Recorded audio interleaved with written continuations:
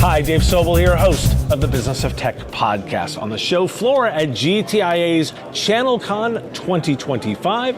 Thanks to our event sponsor, Movilla, their smart project management software available at movilla.com. I'm joined today by Ann Westerheim. She's a PhD and founder and president of Ekaru, which is a Boston area MSP delivering enterprise class IT and cybersecurity services for SMBs. Ann, welcome to the show. Yeah, thank you so much for having me. Now, I'm really excited to hear your framing because you talk about some really smart terms about the way you position it with customers. First, tell me a little bit about the framing of we deliver last mile services. What does that mean? Yeah, well, I started my career working in the semiconductor industry, and we were working on things that were sort of many years out in the future. And the last mile of technology is how do people actually use technology? Where does all this technology end up? And I started as a engineering consultant and realized quickly there was this whole arena of small businesses, and I call them Main Street USA, of businesses that really need to be able to leverage technology and, of course, be able to protect themselves with cybersecurity, and that's what I mean about the last mile. And you've bundled it together in a really smart CyberFit 21-day program, right? It's a smart framing of it. Walk me through what that program looks like for a client. Yeah, so what I wanted to do, so I wrote a book, Cybersecurity for Main Street, CyberFit in 21 Days, and I wanted to create a cybersecurity program that was really accessible to people. I think a lot of times when we as technologists talk to our constituents, we're full of all the acronyms and we live this and breathe this every day, and we have to remember that our audience, this is not their main thing. So what I wanted to do was create something that empowered people and made them feel like, okay, I can get better. I can do a few little things, day by day, and build my cybersecurity posture, because about 90% of risk can probably be managed with just a few smart and affordable things that folks can do. Strong passwords, multi-factor authentication. So it was about really empowering people and just making it a little lighthearted. So the cybersecurity industry is very much pushing a big cyber stack, multiple tools. Your message is a little different from that. Talk to me a little bit about how you balance that need to innovate with new technologies, but also keeping it reasonable and approachable for a Main Street style business. Yeah, so we try to take this giant technology stack that's very confusing and overwhelming. It's even overwhelming to us. Okay, it's going to be extremely overwhelming to our end users. We try to simplify that and try to talk about the risk that folks may face and how they can avoid that risk. And for example, with email security, there's a lot of components that go into email security. For example, especially Microsoft 365 is attacked all day long, but maybe bringing the conversation to, hey, for example, if you're sending emails to, let's say, a customer is sending marketing emails to their customer, they want to make sure that their emails get through. They also want to make sure that nobody is going to impersonate them online and send a fake invoice and steal money from their clients.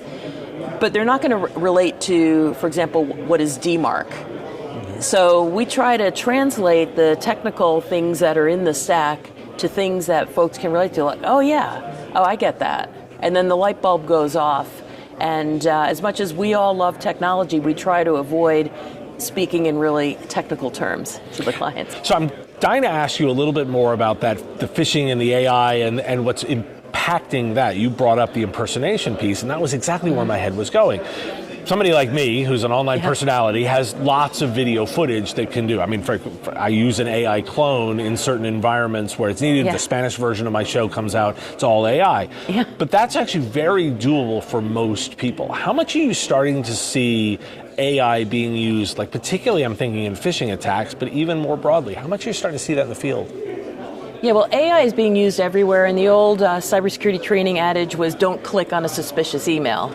These days, the email that's going to be dangerous is not going to look suspicious because anyone, anywhere in the world can write a phishing email in perfect English using AI. So it's not going to have the grammatical errors, the spelling errors.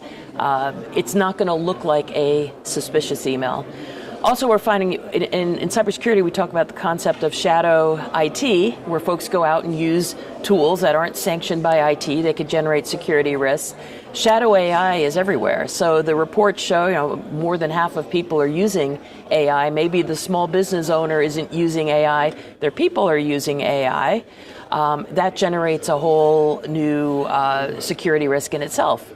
So you can have the deep fakes on one hand, the impersonated emails, the non-suspicious looking suspicious emails, and then you have folks just using AI, maybe not understanding. You can't upload a customer list into an AI platform.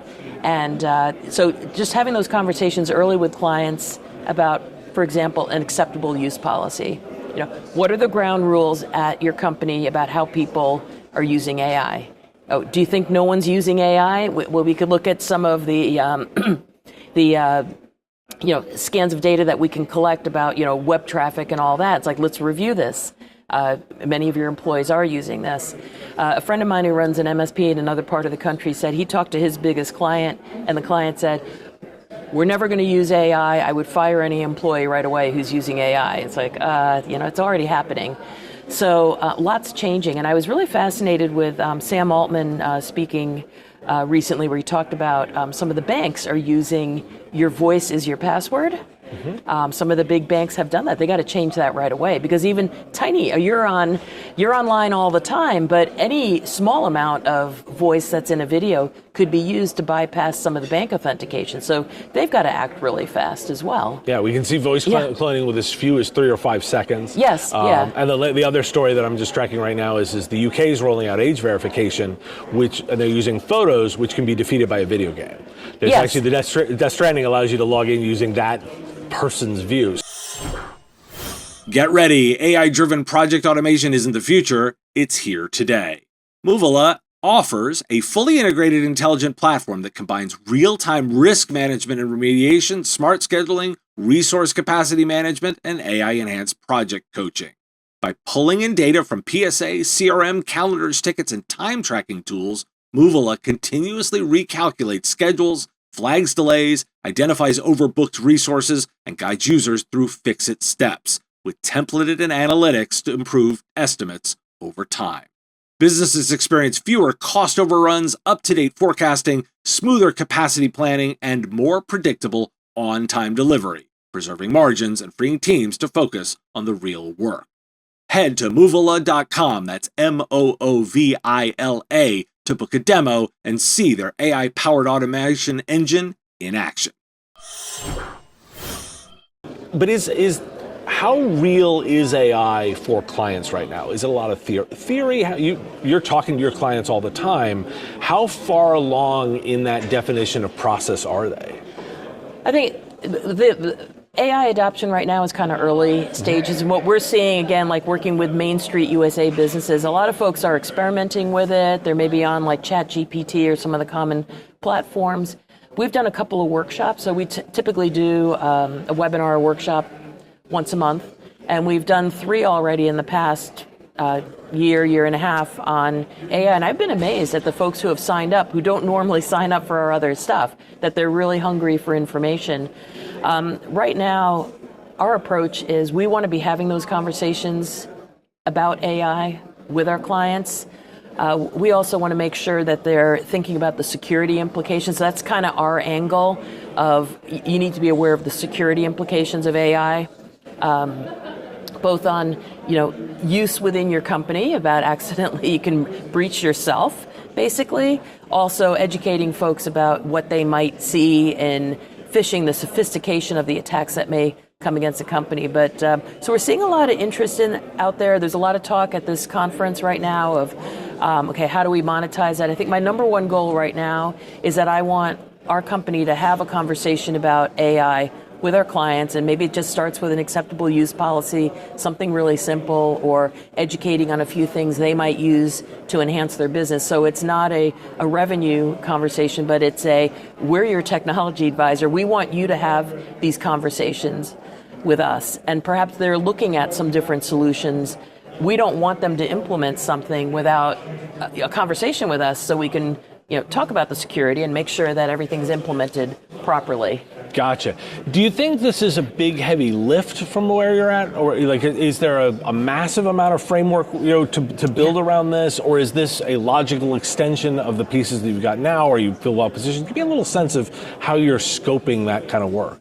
Yeah, well, it's very early days talking to our clients about AI, but folks are out there experimenting. And one of our taglines that we use in our company is when we do workshops, we want to help people get more from the technology they already have and introduce them to the new technologies they need to know about. So I think it's a natural extension.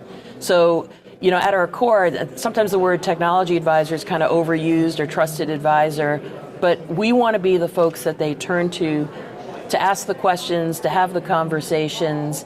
And so this is just our next phase. Things went to the cloud. First we went from break fix model to MSP. Everything went to the cloud. And this is just the next phase in that technology evolution. So as we wrap up our time together, I really want to get your sense, you're really plugged into what's going on Main Street. I want to go into the mind of our customer for a little bit right now. What's the mood out there right now? This is, I look at all the data and I get a lot of sense of inflation concerns, tariff concerns, uncertainty on supply chain. Like, these are some of the things that came out of Carol and April's report that while we hear. What's your sense talking to those clients right now of the state of play? Well, the state of play for clients right now, I think this has been a weird year, because typically election years are a time of uncertainty, and then the election's resolved, and then there's going to be certainty, but then there's uncertainty after that. Terrorism, inflation, tariffs, all of the things that you just named. So I think that people are maybe feeling a little overwhelmed right now. It's a lot of change. And I was just listening to Jason McGee up on the panel recently. Like, for us and for our clients, we're living in a period of very, very rapid change, and we need to find ways that we can maybe take action in small steps, get some achievements, because otherwise we're going to be so overwhelmed. We as an MSP can get overwhelmed with all the new technology, the fast rate of change, and just sort of do nothing. It's like there's so many things I can do. I'm overwhelmed, I'm going to do nothing. I think that that's a psychology that really plays into when we talk about talking to clients about cybersecurity, is they can get overwhelmed, and that's going to cause them to just freeze and do nothing. And I think that's something that we want to help break through right now. So there's a lot of things going on in the world, and coupled on top of that, we're living in sort of a unique phase in history of absolutely exponential technology change, which is kind of unsettling for folks. So maybe bringing it down to the basics and getting people to relate, like, oh, okay, I get that. I get how I can use this. And with AI, like, maybe we had folks do a simple exercise of ask ChatGPT to write up a little instruction for something you know a lot about, now not technology related. And one of our clients had it write up some summary of some sort of phishing. I don't even know what it was, but he's very much into phishing, and had it where it's like, wow, this is really cool. So it empowered him to see what it could do without explaining it in theory. Just try it, take one step, see if you can get an achievement out of that, and then you build the next one, and then try to have that dialogue back and forth with clients. But it's kind of overwhelming times in a lot of ways right now, but also probably a very exciting time in history as well. Well, that's an optimistic place to end this. And thanks for joining me for the conversation. All right, thank you so much for having me. And thank you to our event coverage sponsor, Movilla, for sponsoring this. You can visit them at movilla.com and check out their advanced smart project management technology.